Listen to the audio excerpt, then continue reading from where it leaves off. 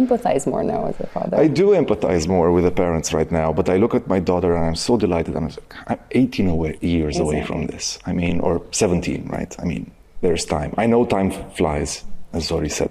There's gonna be, I mean, I always think like, oh, I need to learn how to be a good parent today and to prepare my child, but the world is gonna grow up in, it's gonna be completely different. So that's why I'm trying to like understand my parents, that they actually did the best they could under that moment. Yeah, under the circumstances. Yeah. Did they come from Brașov? Bacău.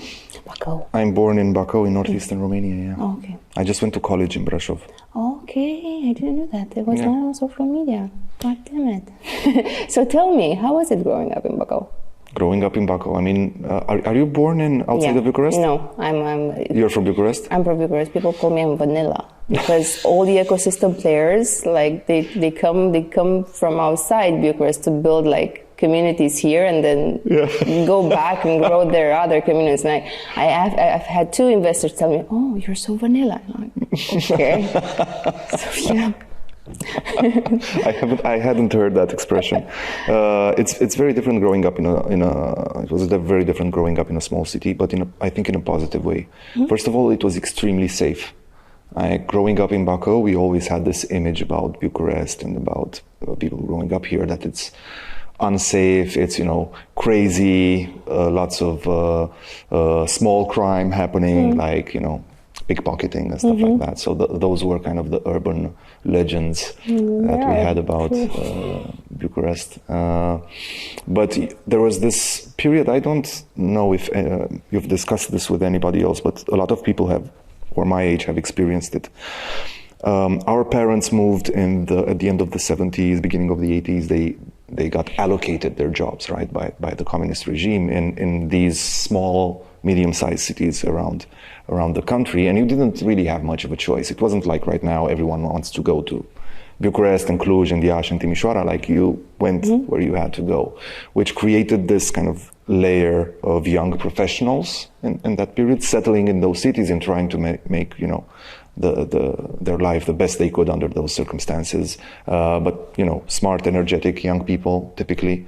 And what this created was that there were a lot of kids growing up around the same time.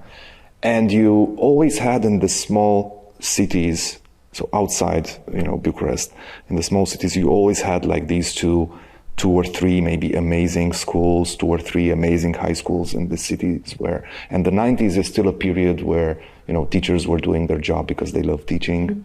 And you still had some extremely good teachers, not saying that you don't have any now, but you had a lot of extremely good teachers. So when I think about it now and when I see what's going on right now in schools across the country, I realized I was born in like a blessed environment and really had an opportunity to do lots of amazing stuff.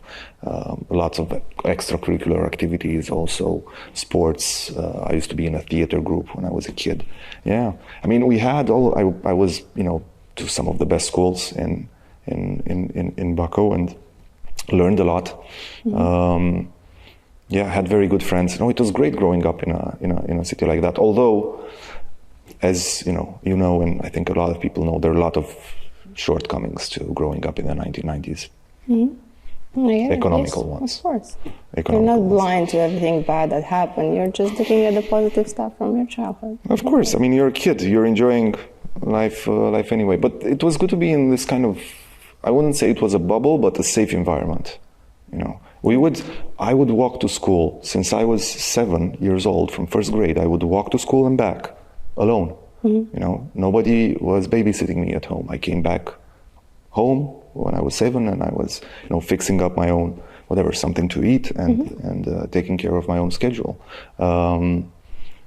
Today, I can't imagine sending my daughter to school at 7 using public transportation by herself and, trusting that she's going and coming back safely, even if the school is I'm just projecting right now because I don't know, even if the school is going to be like really close by. So. Yeah, I get it. I mean, even I can relate. Growing up in Bucharest, my parents left me. The school was like down the street from where we lived, and it was like, yes, go and come back, and go and come back. It was safe in Bucharest also. Safe enough. But now it's bigger, larger, more people, more cars. It's more cars, it's more crowded, yeah. The cars are quite the big issue because people are so distracted. And I mean, for example, where I live, which is on the outskirts of Bucharest, in order to live in a house with a backyard, we don't have a paved walk. It's just dust. Yeah. So I could never leave my kids to go down the streets to school. But that's a real estate issue to discuss another time. Thank you so much for that. Hello and welcome back, the Recursive Community. My name is Elena and I'll be your host today. When I have the privilege of delving into the remarkable journey and insights of Marius Istrate here, investor and chairman of the Board of TechAngels, a Romanian angels investors network. Throughout his career, he's navigated rapid growth, championed innovation, and supported a diverse portfolio of startups. Join us as we explore his transformative experiences, perspectives of the future of tech and AI, and how he's actively trying to shape the Romanian tech ecosystem. Thank you, Marius, for joining us. Thank you for having me. So, we started with your childhood, and I'm going to take you back now to Brașov. So let's take a journey a little bit again into the past, from getting a background in engineering and computer science to starting a web development company around your 20s, if I'm not mistaken, in Brașov. And then you moved to a corporate environment, if I'm not mistaken, and then you started you put on your investor hat. And now you're leading this community of tech angels. Yeah. So I will definitely want to find out, it's a big question, it's a loaded question. How did you find your calling? Or did it find you jumping from one to the other? It's a tough question because you're taking me back a really long time. A really long time. Take your time, take your time. This is half my age. You're taking me back 20 years. I did go to college in Brașov because my parents absolutely wanted me to go to college in Transylvania. This is before the European Union before Romania joined the European Union. So this means, access to foreign universities was not necessarily as easy as it is today, back in 2003. So Transylvania, I guess, was the westernmost thing that you've got. True. And it's still a beautiful area now. Yeah. So my parents encouraged me to go there, and I went to Brașov and Cluj, applied to both, got into both, but chose Brașov because I have family there. It turned out to be a great choice for a variety of reasons. One of them being that I met some great people. One of them was a partner with me in this small venture that we had while we were students. I don't know if you know this, but back in 2000 or 2001, I guess, there was some legislation passed that allowed students who passed all of their exams after the first year to start a company with no costs or very little cost. I think you were paying just like a minimal 10 lei or 20 lei cost. Good initiative. Yeah, it was a very good initiative. And the idea was to, allow young people to start something and kind of get the hang of it, see how it is. And this is what we did. I mean, it was a web development company, as you said. It wasn't something huge, but I had this image of myself back then that, I'm going to be running my own show, running my own company, be doing something like that. Somewhat inspired by the fact that my father also had started his own company at quite a young age, right after the fall of communism, 1 year after he started his own thing.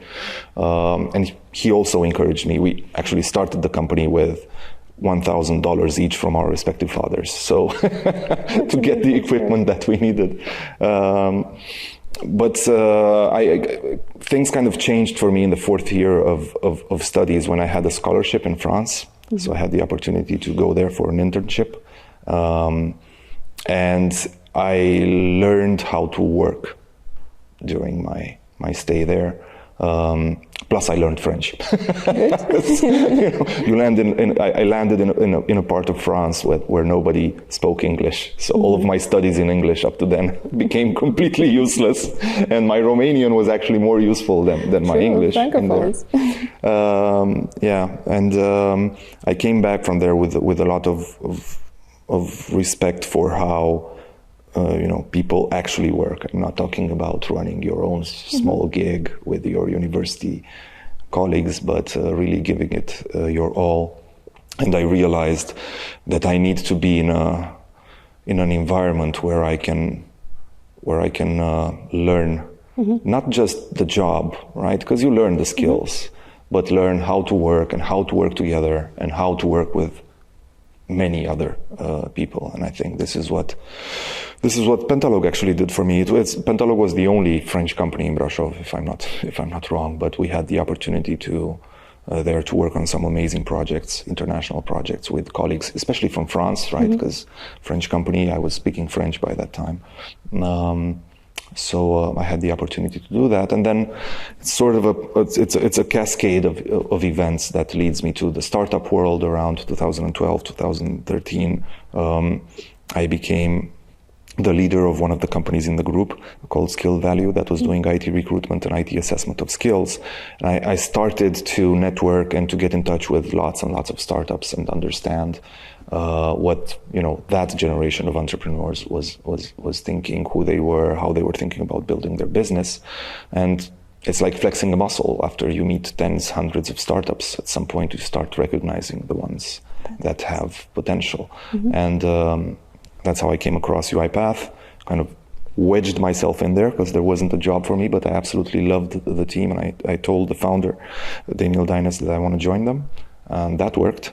And that turned out well for me, which led me to kind of the next stage that was investing and contributing to some extent to the rise of other companies, I hope, from Romania and from the region. Thank you. So you started wanting to be an entrepreneur, but you also wanted to learn workflows and like everything that needs to grow a company. But now you're supporting others to grow their companies in a way. How does this compare to the first dream of building your own company? Let's just say I embrace change and I accept change. Right now, I wouldn't want to start a company today. Not because times are tougher. On the contrary, I think things are a lot easier.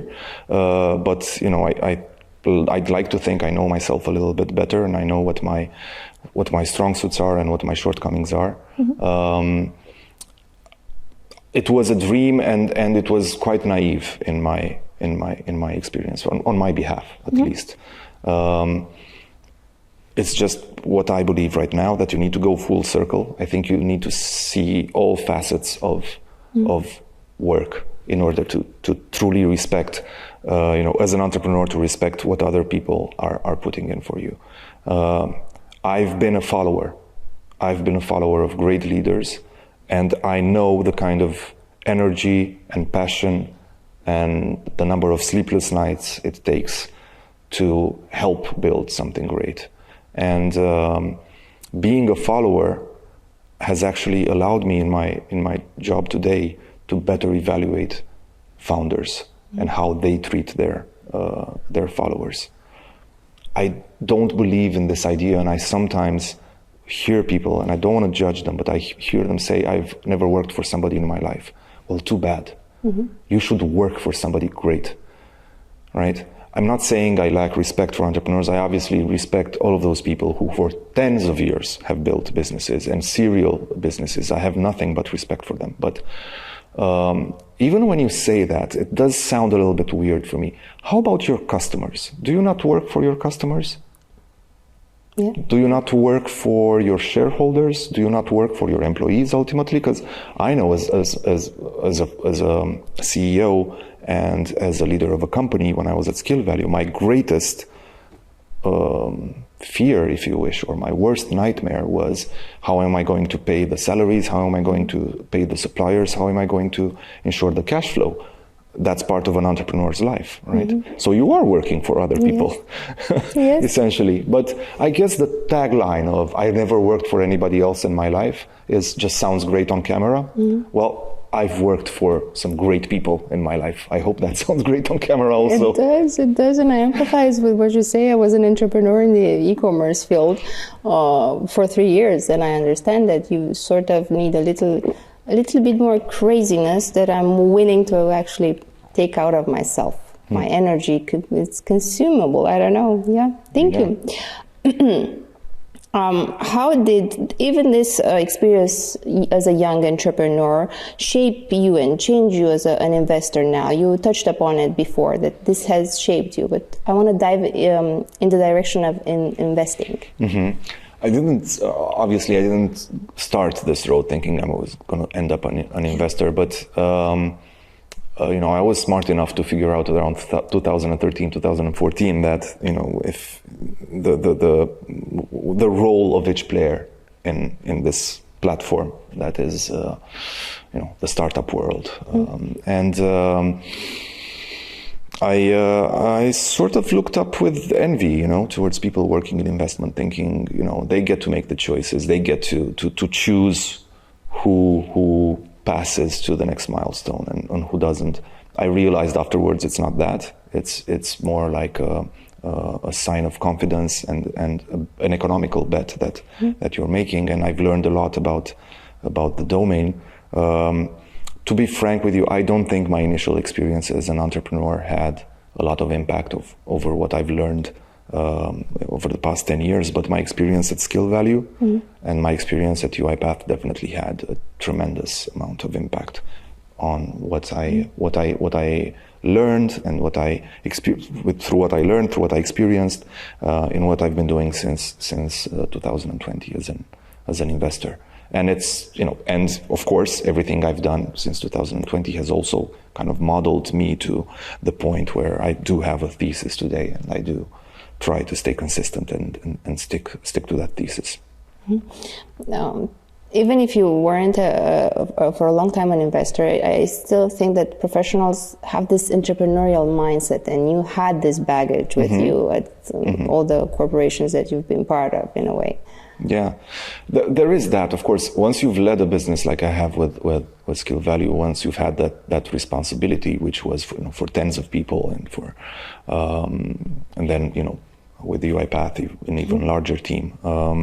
Once you've had that responsibility, once you've sat at that table, in whether it's in a growing company, fast-growing company like UiPath, or whether it's in a conglomerate like Pentalog, which was more of a corporation by the time I left. You're absolutely right.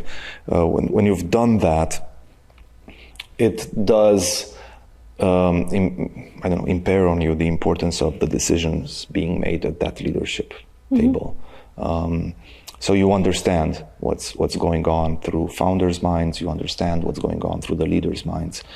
So it's easier to empathize. As an investor, I do understand where the founders are coming from, because I've sat at on multiple seats at the table. I've been the CEO, but I've also been, sort of a playmaker as a chief people officer at UiPath.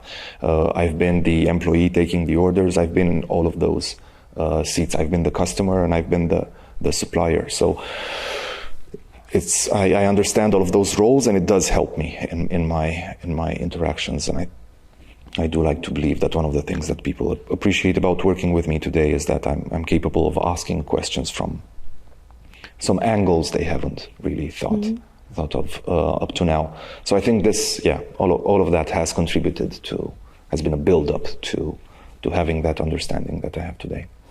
I imagine it's important for an investor, and even for the entrepreneur, to know that the investor knows about the expectations, because you working in corporates, you know that every person in the team has a role, has a key responsibility at least, and in a startup, everybody wears different hats and everybody does everything, and you can't do it all. You have to choose priorities and focus on a little bit in the bubble. Corporates have bigger teams, they can work. But there is a reason why companies end up being corporates, and there's a reason why going public requires you to implement some policies and some frameworks and some guidelines that make you more corporate. The reason is you can't have trust with the public, especially when you're thinking about going public, right? Or building something that's on the cusp of going public. You can't have that trust with the public unless you demonstrate that you're capable of running a show, not loosely, but in a controlled manner. So I do have that experience. I respect the nature of the work for entrepreneurs and for startuppers today. Of course, I don't think anybody should be too tight in the very beginning, or too corporate or too rigid. On the contrary, but if that's what you're heading for, if that's what you're going for, it does help. Plus, with everything I did, I was maybe one small thing to add to your question was I gradually built legitimacy, in what I was doing. I'm not somebody who was born into money, not at all. I'm coming from very humble backgrounds, as we were discussing before the interview, and I had to build my way slowly but surely towards what I'm doing today. And I had to also build legitimacy. I don't have any fancy MBAs. I don't have any fancy degrees.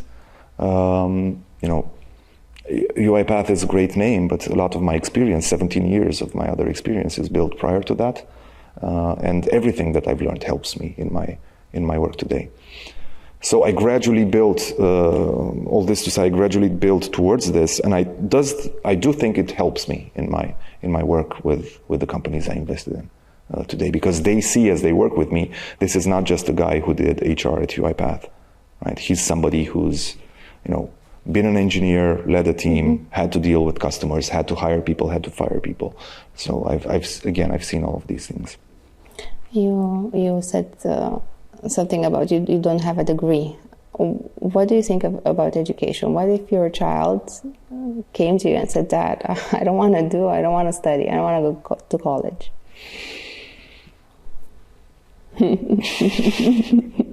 I don't know that I would agree. I don't have an MBA, but I do have a college. You went to college. But I did go to college. I've got a bachelor's degree in computer science. I would take this very badly if my child were to tell me she doesn't want to go to college.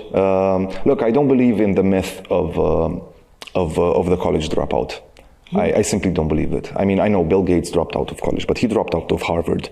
So having gotten there in the first place makes him one of the rare, very rare exceptions. I don't believe in this myth of the college dropout building something great. On the contrary, with people that I work with right now as an investor, I try to somehow gauge their perseverance and their ability to follow something through. And I think college is a great example of that, because it's not easy, first of all.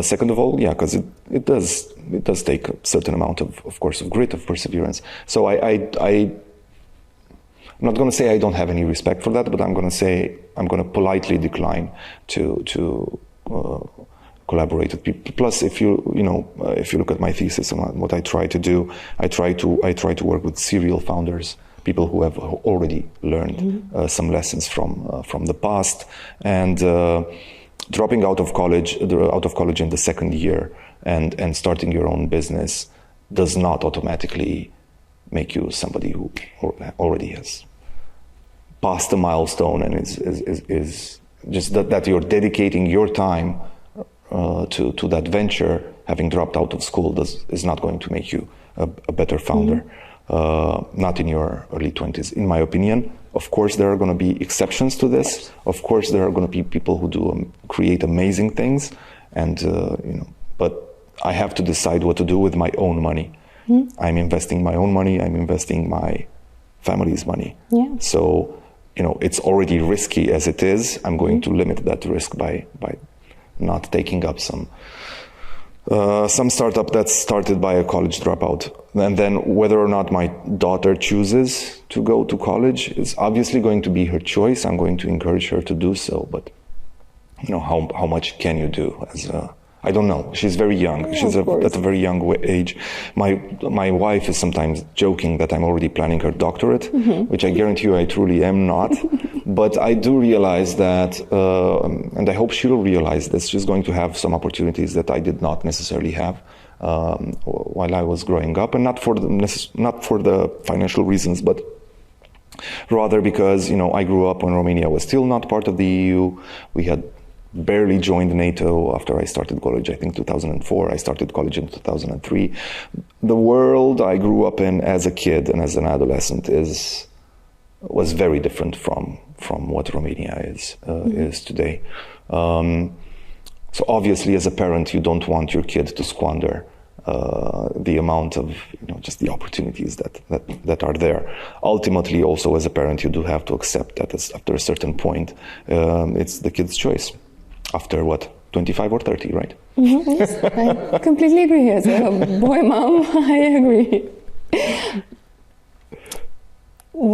We talked about your past, and I want to do like a summary of everything that you've experienced. What were the key milestones and lessons along the way that you cherish today, that you keep here, that you maybe gonna pass along to your daughter? And if you can pick a setback, a challenge, something, a failure. Well, there are many. There were many along the way. Some key milestones, going off to college into a quite different environment, even within Romania. I mean, Transylvania is truly something else. For those who have not experienced it, I invite them to do so. But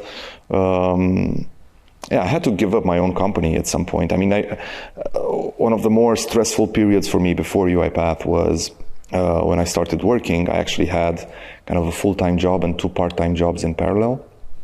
So I was working a full-time job during the work week at Pentalog as an engineer, but I was also working the weekends, teaching people how to use computers, people who were out of a job, who were seeking employment, professional reconversion. And I was also running my own. I still had some customers for my own business, and I had to at least maintain what had been done. And it was a pretty tough time. When I think back today, it was pretty tough. But I had this. I wanted to do it all, and I wanted to have more than I had, and there was this hunger to do more, right? But at some point, I did have to shut my own company down, and maybe 2 or 3 things that happened that really shaped my life afterwards was. I navigated the economic crisis of kind of 2010-11 from a position of an engineering team leader.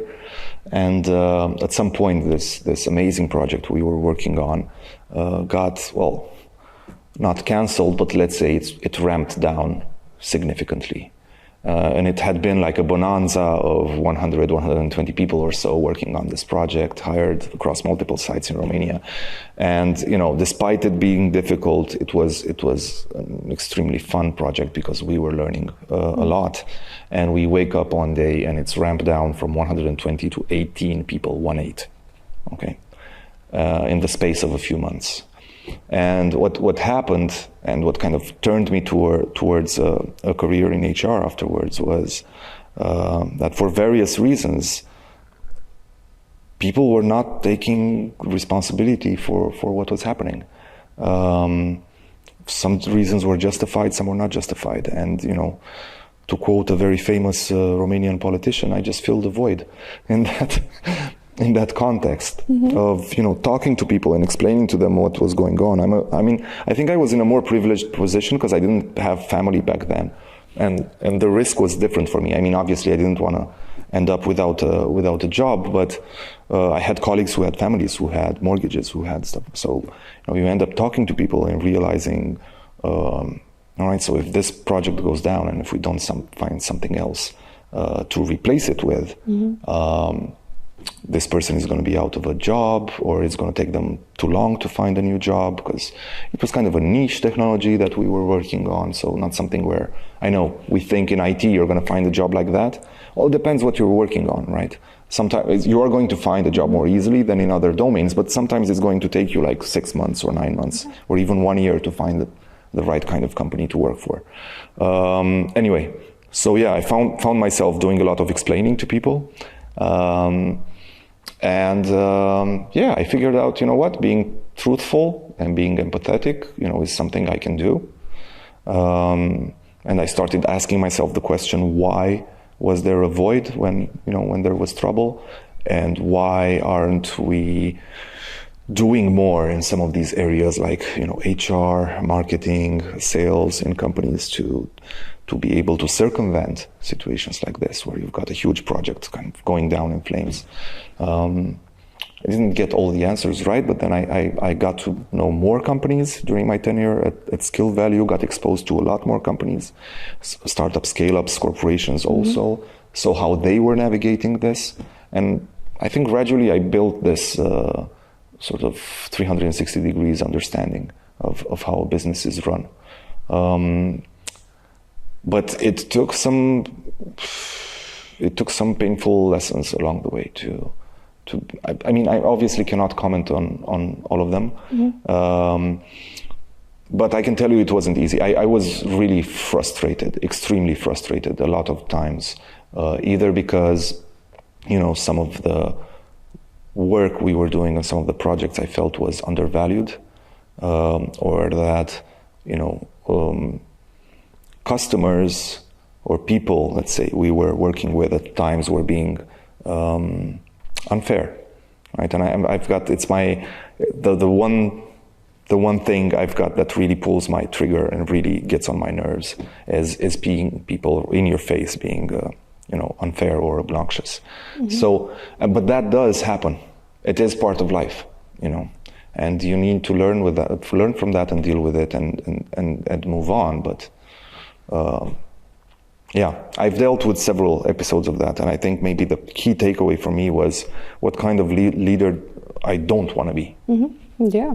Right? What kind of person I don't want to be, and what's important for me. Is it more important for me to, demonstrate to the people I work with how smart I am, or is it more important for everyone to come together and pull together in the same direction? And how do I achieve that, right? These were all lessons along the way, and many of them by just being confronted, sometimes with obnoxious people. It's life. It's life. Yeah. You talk about your dad as a first business mentor in a way. Yeah. Can you walk me a little bit through the mentors in your life, the figures that shaped you a bit? You value family, you value people a lot. Yes. So I'm curious, who shaped you? Who do you have there? Everybody has that figure there. Maybe that you want to impress, that you want to become, or that you don't want to become. You mentioned the CEO that you don't want to be. Yeah. This is a tough one. This was one of the toughest questions I got from you. There are obviously several mentors, and my dad and my mom, both of them are really important mentors for me. I had some amazing teachers also in school and in high school, just some absolutely brilliant people. And some of the ones who've really left a mark on me unfortunately are no longer with us. So, and they haven't been with us for quite a long time. So and I'm not doing anything to impress anyone, that's for sure. But I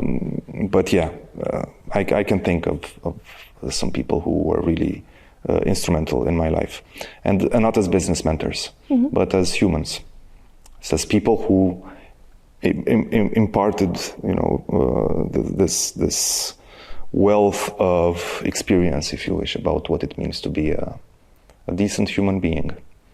And that has always been more important to me than being a successful businessman. And there are just some people I'm never going to forget, because what they shared with me is unique, and it's really hard to put into words. It's why I was tearing up a little bit, because there's stuff that I learned in business. There are people that I've met. There are people that I've read. For anyone who's wondering what I'm reading and whose advice I'm taking in the economics of investing, people like Warren Buffett, Howard Marks. These are people I respect and I follow, and to the extent that you can think of them as mentors for somebody who's living so far away from them, they're mentors. But the people earlier in my life who dealt with me, who molded me when I was growing up, and who I was trying to figure out left from right, I think are more important. My Romanian teachers from high school, my history teachers through both secondary school and high school. These are people, you'd be surprised, you should ask my wife. These are people I often talk about because I feel they've had a much deeper influence on me as a person by being, decent, fair, balanced, and by, guiding me and guiding us, because I was part of a group of people and an entire generation, by guiding us towards, being better humans. Humans influence humans always, and I've seen this, and I've been admiring how you always focus on the people. You mentioned in different communications before that the solution is important. Of course the solution is important, but I see you through the questions that you ask, it's always about the people, how the people see the solution and how they're building it. I've always seen this more human side of yours as an investor compared to other investors where they're more corporate, more not stiff, but more business. Like, I'm here to do business. I'm not here to befriend you. More strict. I see you more on the softer side in a way, and that's why it's important. It's a different vision of an angel investor in a way, because angel investor is all about business. Of course, you're about business as well, but you also bring this human side. Of course, we're not families. This is still work. Yeah. It's not a family. Yeah. How would you compare it, the relationship? It's not a family. Some people compare it to a sports team. Others compare it to, I don't know, a circus. Yeah. Would you compare it to something? I don't know. It's hard to say. I'm juggling about 10, 11 investments right now in total. So dealing with multiple founders and at different stages by now. So of course, it's not family, but I do think of it as sort of, how in I think late Middle Ages, beginning of Enlightenment, they had like societies. Have you heard this term of societies, where people would get together and just share intellectual curiosity around the topic? This is how I think of it. Yeah. Yes, it's like a society that would, typically it used to gather in a cafe and debate the latest political trends and the latest works of, I don't know, Voltaire or very French of you. I wanted to say very French.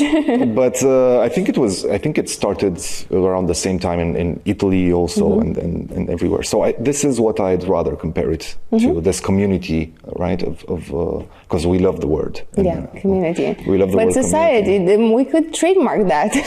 We could change it. Yeah, I think it's very close to that, because when you look at the level of the intellectual debate, and then when you look at the level of what the kind of bonds that are created between people over time, I think you can easily compare it to that.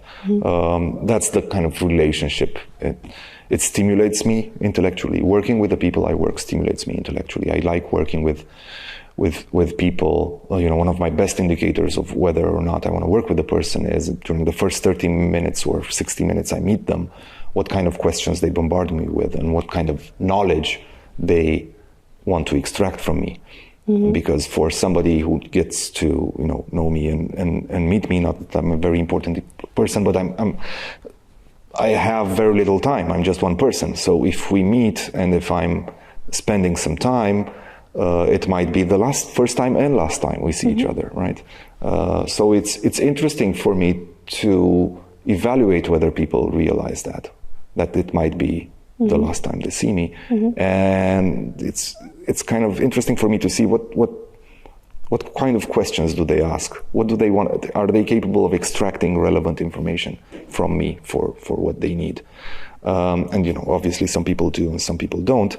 But this kind of way of operating, where you get knowledge from somebody, then you also impair some knowledge when you get to meet them the next time, and kind of stimulate each other intellectually. Over time, you become maybe friends also. Where you enjoy spending time with each other. I think this is the kind of relationship that I want to nurture and I want to create. And the model is closer to a society or a club more than anything else. you encourage a lot of founders. First of all, you back up a lot of founders from your portfolio. I see that are not their first endeavor. Yes. So you also, I've heard you empowering startup founders to dream big. To go to the US, to have meetings where we speak more in English than in Romanian, because there are more foreigners joining different type of events, community events. In your view, do Romanians lack ambition? No, I don't think Romanians lack ambition. I think we're sort of schizophrenic, though. Okay. And it's not just Romanians. I think people from across this region, it's history, it's education, it's a lot of stuff that has happened to us. But we oscillate very heavily between two extremes. One is the extreme where, we remember we have this kind of grandiose image of ourselves and our people and our history, where we remember that we were first ones to get to some place, or that we invented I don't know what, or that we're the only ones in the world making sarmale or mamaliga or I don't know what. So, and we absolutely need to share that with an American the first time we see them. And the poor people are absolutely dazzled, it's not what you expect in a business meeting, not what you expect to hear. And then we go to the other extreme where it's all bad, it's all awful. Our history was great. Everyone in this region sort of has a Stefan the Great that did something important for Christianity, and then we fall back on today and we're like, oh, but we're never going to have leaders like that, and things are awful, and it's a disaster, and it has never been worse, and we just oscillate between these two. We're kind of schizophrenic in that way. And that's not a way to operate in today's world, because everyone has issues of their own. Every country has issues of their own. Everyone has trauma throughout their history, but everyone also has good events throughout their history. Now, we're a relatively young nation and a relatively young country, but so are the countries around us, to be fair. But we kind of feel the need to elbow our way in front somehow and make an impression, or I don't know what's going on in our heads. And this actually, and I've done that also as a young professional in some of my maybe business trips. I didn't know how to behave properly or to react properly to interacting with other people from other cultures. But you learn over time, and there's a shortcut to learning that. I mean, you don't have to do it the hard way, the way I did. You can do it in a faster way. So I don't think Romanians lack ambition, but we lack this understanding of the world. We lack this understanding of other people and where they're coming from, and our eagerness to speak and to make ourselves heard over others is a handicap. It limits us a great deal. I think those entrepreneurs out of Romania, and sorry to say, I know the Recursive has started in Bulgaria, but I've experienced this with Bulgarians also. It's been my experience. I experienced this with Hungarians, with Czechs, with Poles. So it's not a Romanian thing. It's something, again, about I think history and education. My Romanian teacher in high school used to tell us to be mindful of that. It's called, in Romanian, it's called protochronism. I think that translates into French or English as protochronism. It means having the impression that you were first, or having the need to demonstrate that you were first at something consistently, right? And this was something that happened during communism, especially during the later stages, because when communism became sort of nationalist communism, and not just in Romania. So that's where it's coming from. If we're talking about the later stages, I suspect there's more to it than that, but it definitely is a handicap for Romanian founders, for Romanian executives. It's not just about the founders. Romanian executives, Romanians going abroad and working with people. And I think the less of that you have, the less of the extremes that you have in your behavior, the better of a chance you have of striking the right deal, making the right deal with your customers, with your suppliers, with people. Because people from the US or from Japan or from South Korea, they look at you as a person, as a human being. They don't look at you as Romanian or Bulgarian or Ethiopian, or they don't look at you as that. They look at you as a human being. They want to understand, who are they dealing with as a human being? Are you trustworthy? Are you knowledgeable about what you're doing? Right? Are you someone who's fun to be around? Do you have a sense of humor if they enjoy being around people who have a sense of humor? These are the things that other people from far away care about. They don't care about Stefan the Great, or, maybe as an intellectual curiosity, at some point they'll ask you about religion in your country or politics in your country, but that's not the point of the discussion. Who invented the Mamaliga? Does that make sense? Yes. And now I understand, maybe that's why a lot of Romanian founders, especially the new generation ones, Gen Z, they avoid the competitor slide. A lot of them just don't want to put it in. Maybe it's their history, our Romanian history. What do you have in mind, some initiatives that you think are essential, for example, or are missing for nurturing entrepreneurship and innovation in the region? I remember now there was this report about on a global network of entrepreneurs, and the stats show that a lot of successful entrepreneurs have experience outside of their country, either for studies, either working in another corporate, another environment outside of their country. You said it for me. I would introduce a mandatory gap year and allow people to travel a little bit. I had the opportunity to do so with my work, initially with Pentalog. And I traveled quite extensively on one of the projects through Europe, US, India. I got to see 3 continents within the space of 2 years and work with people across multiple cultures. It's one of the most valuable things that I've been able to do.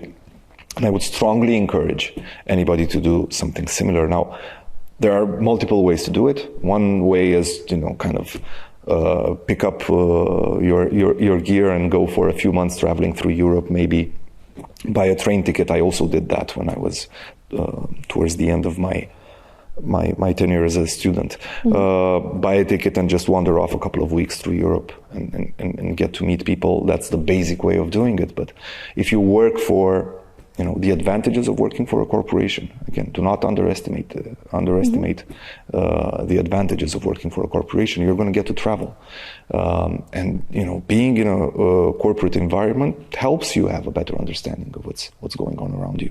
So that's the second way. And then for some people, of course, a scholarship abroad. I had the opportunity to do that one also. It's extremely useful. But this is the most important thing that we can all do to have a better shot, is travel, get to know other people, work with other people, and maybe do so before you start your own company. Maybe do so before you start your own company, because I think that would be a great help. I can tell you one of the entrepreneurs that I have invested in that has impressed me the most. I've already exited that business, but I'm sure she will not be upset if I say this. She was born Estonian, studied in China, studied in the US, worked in the US and in Europe, UK, US, Estonia.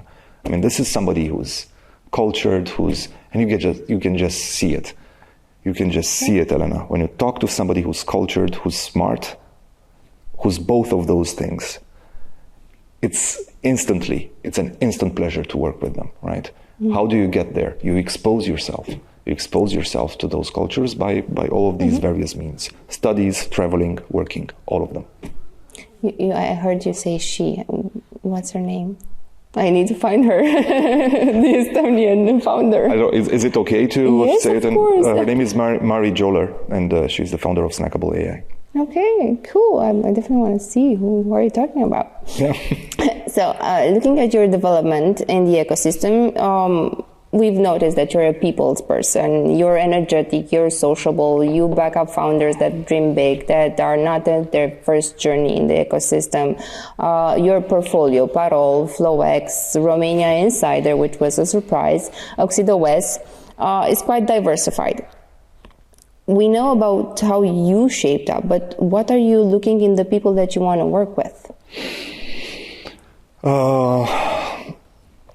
So a number of things. First of all, I do have an investment thesis. As I said, I tend to back founders who have done this, who have done a rodeo before, who have been to a rodeo before. So that's the number one thing. Of course, as a vertical, as a domain, I do tend to favor enterprise software as a service, enterprise SaaS and B2B, because it's the world I'm coming from that I understand a little bit better. And one of my colleagues recently said, when Marius when Marius says he doesn't understand something about a startup, it means he doesn't want to invest. Yeah, you can sort of equate the two. It's true, because if I don't feel comfortable about a business model, I mean, yeah, I am about the people, but I do look at the business model, at the unit economics and how that business can make money, and whether or not I can support those people in a meaningful way. Because if I can't, and if I'm just a nice partner for a conversation, that's a completely different topic. We can go out and have a coffee or a beer or a glass of wine together, and we'll be perfectly fine. I don't need to invest in your business for that. And I think many founders will tell you that I do respond positively, even if I haven't invested in their business, because if they're nice people, I do want to help. Which brings me to the third point. I do care that the people I'm going to work with are smart, cultured, and nice people. I don't want anybody to take insult, meaning that if I haven't invested in your business, it's because you're not. There are a million people out there, millions of people, even within our countries here in this region, who are smart, cultured, and nice, and whom I have refused as an investor to invest in for a variety of other reasons. But I think at least you should be these things if we are to work together, because my time is limited, your time is limited, if I'm going to take away time that I would be spending with my daughter to be sitting with you and talking, then you'd better be somebody who's worth that time. And this leads me to my fourth point. I do have a diversity thesis, which means half of my investments are founded or co-founded by diverse founders, whether female founders or immigrant or diverse, right? Yeah. So 50% of my portfolio at all times needs to be diverse. And I think it's sometimes hard for people to fully grasp why I'm saying no to some stuff that might seem obvious. It's because if I don't have a balanced portfolio, I don't. It forces me, this diversity thesis forces me to look very carefully at certain types of businesses, and to spend more time and to educate myself and to try to better myself as an investor. Do you, when you say no, or you say maybe not now, you need to grow, let's talk in a year, 2 years, do you explain to founders why you're not investing or you're not taking a step forward with that project? I try to. I try to make it short and sweet for them at the same time, because I know they don't care about my pages-long thesis or investment notes. What I do often find, though, is once they hear the no, they don't hear the anything after. They are less receptive, and I understand, because I think as a founder you need to have that force of conviction that you can make things work well, even when somebody like me is telling you why they believe it's not going to work or not now. Which brings me to the next point of related to your question. There are absolutely amazing founders I have not invested in. I think they're going to do a great job, and I wish them the best of luck, and I'm rooting for them. And there are people I have not invested in for whom I pick up the phone and I answer their questions, and you know who you are. So you're open to being a mentor? Of course. But sometimes, there's other things that can happen. Sometimes it might be too late for me to enter as an investor, right? That's why I direct them to some of the venture capital firms that I know, sometimes towards some of the ones that I invested in, right? If it makes sense, rather than me as an angel investor. I'll take that wave of the tennis ball that you shot to ask you about. So looking at your portfolio, you're part of different VCs, 4, if I'm not mistaken, 3 VC, Crew Capital, Underline Ventures, and Lunar Ventures. So I'm curious about the reverse now. What should investing partners know about your modus operandi. So we heard about your background, we heard about the entrepreneurs, but other investors. Yeah. Listen, there's a story there's a different story with each and every one of those. And I think I need to explain a little bit of that to make it clear. But Crew Capital is a venture capital firm created by ex-UiPathers. And the leaders there are actually still today leaders within UiPath, Daniel Dines and Brandon Deere, who's coming from a venture capital background. And this is, if you want to call it that, this is like the UiPath mafia vehicle for making investments, and it's an absolute joy and pleasure to continue to be connected with friends and former colleagues from UiPath through this also. And it's something that's, it's growing, it's evolving organically as a venture capital firm, not very pretentious, but kind of very, very much inspired by our experience and our way of being. And that's one kind of investor. Then Lunar Ventures is a deep tech fund.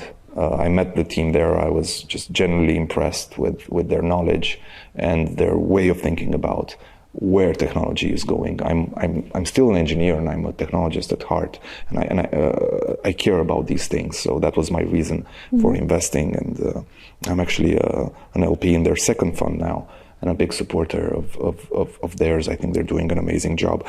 Underline was kind of an obvious one, because the GP there, Bogdan Iordache, is probably the most experienced person in venture capital, in my view, in Romania. I'm talking about venture capital in the, truly the 21st century and this decade sense of the word, right? Because there are people who've been in investments and who've been partners for years in various types of investment funds in Romania. But I think he kind of stands out, for me at least. And then 3VC is like a really special story, because they're the ones who reach out to me because they're looking for a sort of operating partner or venture partner to help on HR issues. And they're a much larger fund, going Series A and beyond, and not just across the region, but really anywhere from Germany, Austria, Central Europe and Eastern Europe, and the DACH region, Switzerland. And I got to meet the team there, and I'm not exaggerating, it's one of the most brilliant teams I've ever met.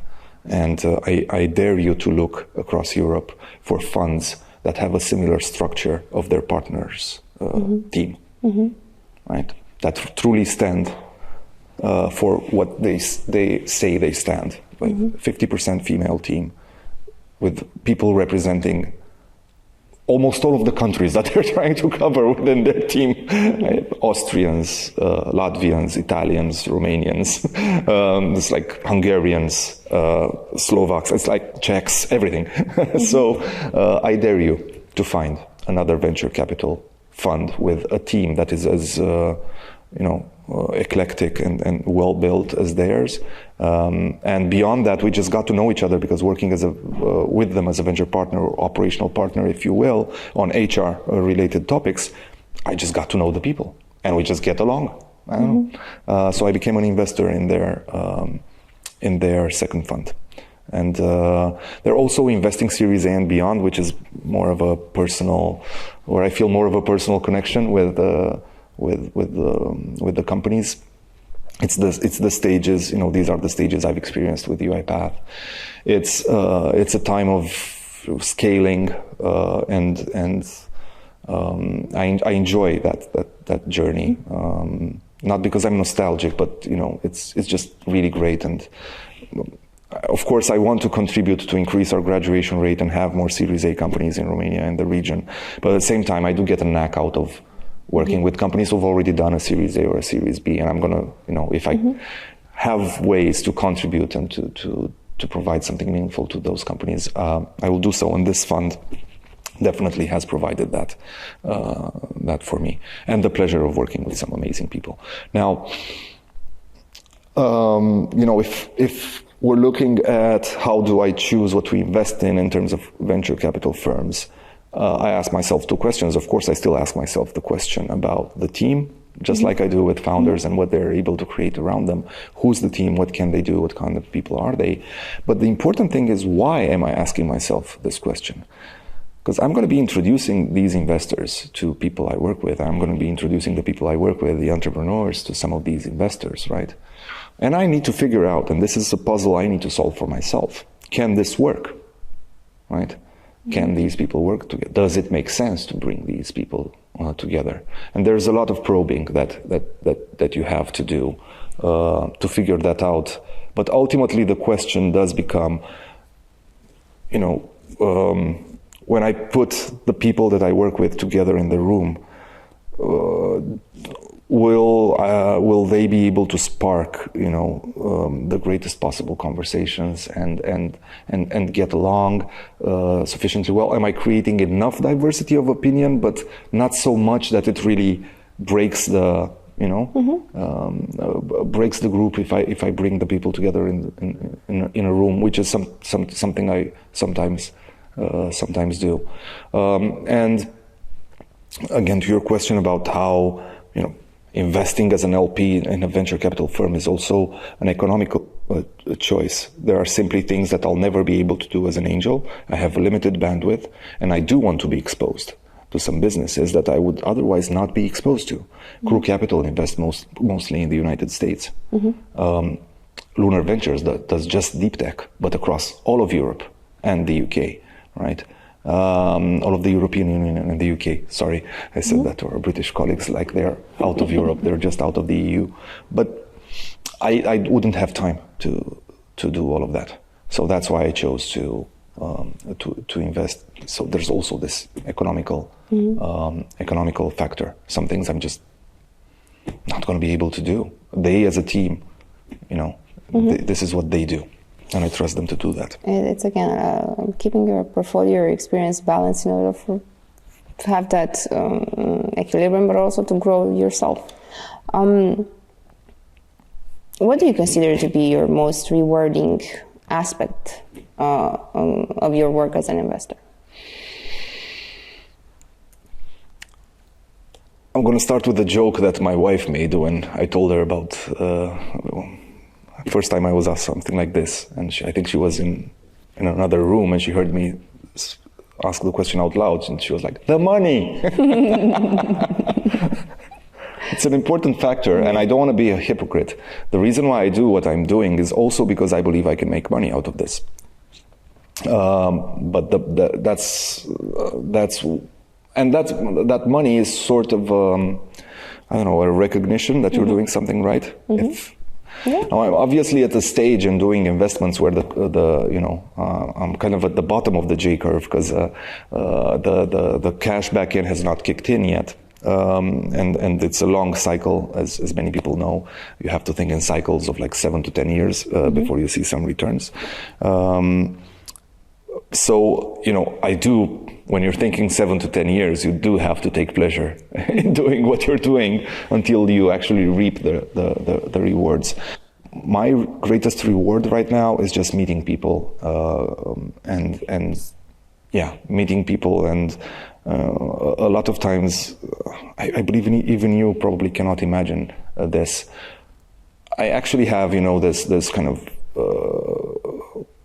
gut-wrenching feeling, putting myself out there and going to meet people and people that I don't know each time. And I think a lot of human beings have that, right? It doesn't come as natural as it might seem to me. I'm not necessarily a socialite. I have a small group of very, very good friends with whom I enjoy spending time. I'm not, contrary to, popular opinion, I'm not at all events networking all the time with everyone. It takes a bit of an effort for me to put myself out there. But once I do, and once I get to meet some people and start working with them, I think that, the most rewarding thing is how much I learn. And how much I learn from various domains. I work with people who, at least on from one point of view, are very different from me, who have at least one, it's either their political kind of credo, or their background, their professional background is not in tech, or maybe not in engineering, or there's something about them typically that's fundamentally different from what I am as a person, but we align in terms of values and how we see the world, how to make the world a better place, and that's enough to get the conversation running. And we can agree to disagree on other topics, and that's also something that's extremely rewarding for me, because this creative sort of debate and tension, if you wish, sparks some very interesting learning opportunities. And learning something is absolutely the greatest reward that I can get from what I'm doing. Thank you. We talk about people, we talk about money. Let's talk about tech. We're here to talk about tech. So, what excites you most about the future of AI, and what qualities do you look for in AI startups that you want to help support and grow? To be fair, Elena, I think I'm actually more excited about what scale-ups can do with AI. And I see this in my portfolio. Also, the more mature the company, the better they can leverage, especially generative AI.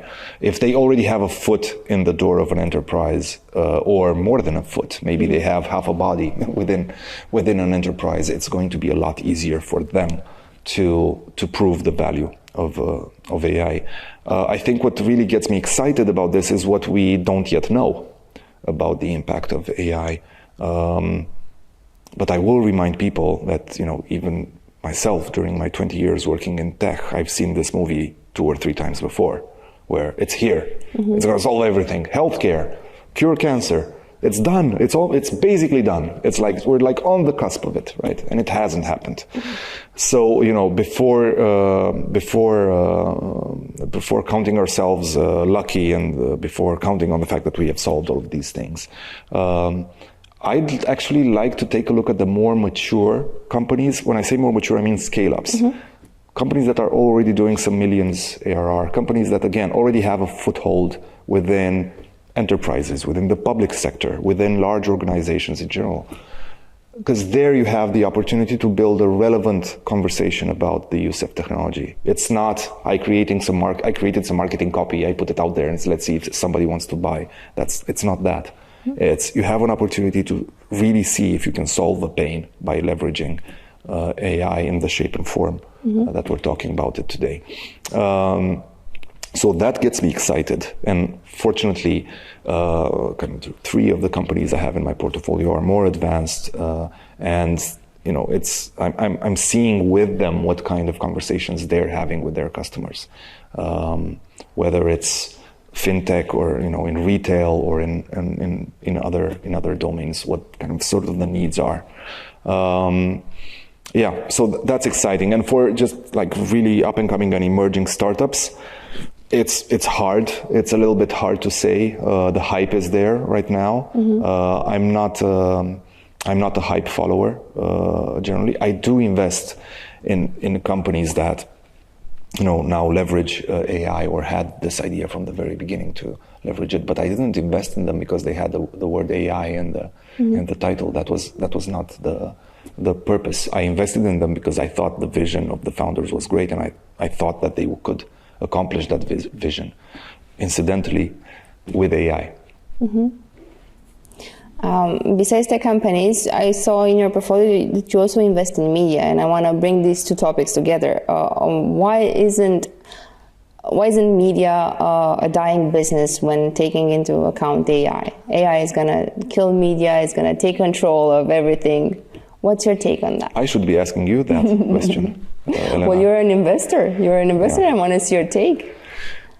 My investment in Romania Insider had nothing to do with sort of the startup mindset or anything of this type. I actually partnered there with, it's like in a joke, a German, a French, and a Romanian enter a bar. So the diversity, for the diversity of the project. Yes, for the diversity of the project. And because we don't have... let's forget for 1 minute about tech, because tech, for better or for worse, through publications like the Recursive and the others, has had some exposure, right? But Romania as a whole, search for information about Romania in English and you're going to find very little, unfortunately. And, Romania Insider is one of the publications that does just write news about Romania in English. Of course, it's curated, it's kind of 24 hours after it happened, which kind of lends its sort of authenticity and a tone of voice that's really neutral. And here's what's interesting. Remember in the very beginning, I was talking about how Romanians are schizophrenic and either feeling they're too great or too miserable. Romania Insider is a publication that really hits the sweet spot there by publishing content with a neutral tone of voice, with an authentic tone of voice. So I've done one media investment. I don't want to be a media investor on the long run. This is just a project that I cared about alongside some people that I care for because they're really dear friends of mine. That doesn't mean I have an in-depth understanding of what's going on in the media. I don't believe for one second that AI is here and that it's done. Media is over. On the contrary, I think there's a lot of work to do to get journalists and to get the teams, the production teams in media to work in an intelligent way with AI, with machine learning, to be fair, because it's more machine learning than AI, and I mean, maybe produce, fact check, do some of the background work that you guys need to do. That's very hard. More quickly, more efficiently. So I think there's probably something to be done there. But people love stories. People love storytelling. We love the authenticity of a tone of voice. It's very hard for me to imagine that we're going to be replacing all of that with just AI generated content. Of course, if I need some economic information about a publicly listed company, maybe a graph or a set of data is going to be more useful for me in a first stance. But if I want to go in depth, I'm going to watch some interviews. And if I'm going to watch some interviews, I'd rather be watching some journalists asking some questions that sometimes, just like in our interview, are pivoting. You're not asking exactly the questions that I thought you'd be asking because the conversation is evolving. So could AI do that? At some point it could do some of that. But, maybe we hardwire it at the point where it can also, you also bring pheromones into the equation, and then it becomes something else. It's beyond AI, right? But for the time being, we're not there. We're not even close to being there. So we talk about your background, about people, about your investments, and I want to lead this conversation into Romania because you mentioned content about Romania. Yeah. And let's talk about the Romanian ecosystem. How do you see the role of venture partners as well as investment communities, angel investment communities, when it comes to shaping the innovation on one side and on the other side, the Romanian ecosystem? I'll start by saying that obviously everyone has a role, everyone needs to contribute, everyone needs to work. I'll start by saying that I think if we were all a little bit kinder to one another and to ourselves, especially in regards to what we're doing here, we might have a better shot. This is going to take time. I entered this knowing that the story of UiPath and that kind of J-curve over the course of 3 years is not easy to be replicated or repeated. So I was fortunate enough to have that understanding, and I started doing this for the long run, knowing that the cycle is 7 to 10 years. I think the best thing that we can do is continue to learn, be patient, and be kind to one another and to ourselves. These are the best things that we can do. Looking ahead, what goals or aspirations do you have as a tech investor and leader in the tech industry, both personally and professionally? I get asked this question more often than I thought I would be asked this question. Listen, I don't have this image of a holy grail of what I want to achieve as an investor. I've never thought about it this way. I'm doing this because I love doing this, because it's fun, because I get to meet and I get to debate with and discuss with a lot of interesting people, founders and investors. I want to continue doing that. Beyond that, I truly believe my greatest satisfaction is coming from my life at home. And if I manage to be a great father and a great husband, that would be more than enough for me. Obviously, anything, kind of turning out well, going well with the investments that I've made, with the people that I'm working with, is an extra layer on an already delicious cake. Mm-hmm. Thank you so much for joining us, and that's a wrap. Thank you. My name is Elena Vrabie, and I'm the country lead in Romania at the Recursive, the leading media covering the tech ecosystem in Central and Eastern Europe. And if you're just as passionate about innovation as we are, hit subscribe for the Recursive podcast on YouTube or your favorite podcast platform. We're everywhere.